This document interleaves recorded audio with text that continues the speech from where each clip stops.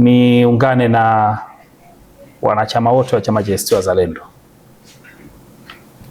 kwa kutoa pole kwa familia ya marehemu Khamis Bakari Khamis, kijana wetu, kiongozi wetu ambaye alikuwa kiongozi wa chama hasa ngazi ya jimbo kwa ngome ya vijana, jimbo la Dimani, kama ambavyo baadhi yenu mmeripoti na mmepata taarifa kwamba ndugu yetu huyu amepata umauti, umemkuta akiwa Pemba akishiriki shughuli za chama kwenye matembezi na kongamano lililoandaliwa na ngome kwa ajili ya kuadhimisha miaka 62 ya Muungano pale Pemba, na ndio umauti umemkuta. Tumemstiri jana na tuendelee kumwombea kwa Mwenyezi Mungu ampe malazi mema peponi. Lakini kutokana na mazingira ya kifo chake na namna kilivyotokea,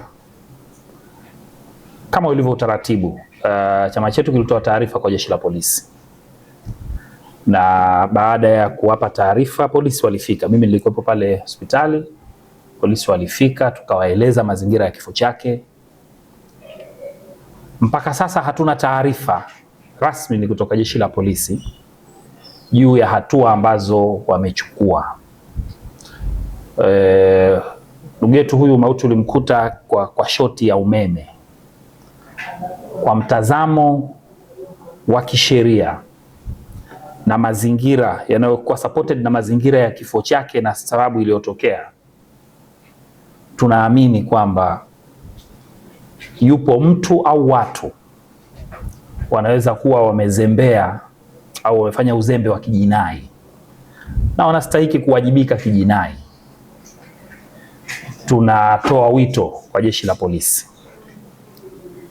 mkoa wa Kaskazini Pemba kufanya uchunguzi wa kina na kuona kama kuna mtu anawajibika kijinai, basi hatua za kisheria zichukuliwe, na ili haki yake marehemu na sisi ndugu zake, viongozi wake, tuweze kupata haki ya kujua nini hasa make, pamoja na kwamba tunasema kwamba kifo ni haki ya kila binadamu, au sivyo?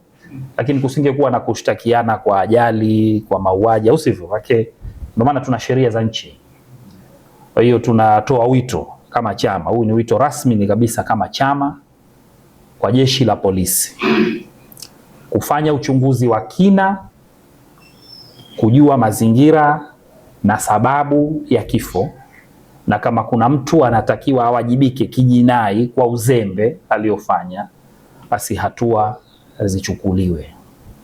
Anasema hivyo, nafahamu polisi watakuwa wamepata taarifa. Sitaki kusema nisiingilie uchunguzi wao, kwamba kutokana na maelezo tunaamini kwamba yupo mtu atakuwa anatakiwa awajibike kijinai. Kwa hiyo kwenye hili niseme tu hilo linatosha, na naomba wito huu wafikie jeshi la polisi kwamba tungependa tupate taarifa ya hatua zilizochukuliwa juu ya tukio lile, na sisi chama tutafuatilizia kwa karibu hatua zinazochukuliwa. Tukiona haturidhiki, tutachukua hatua za kisheria kuwajibisha wanaotakiwa watekeleze wajibu wao, watekeleze wajibu wao.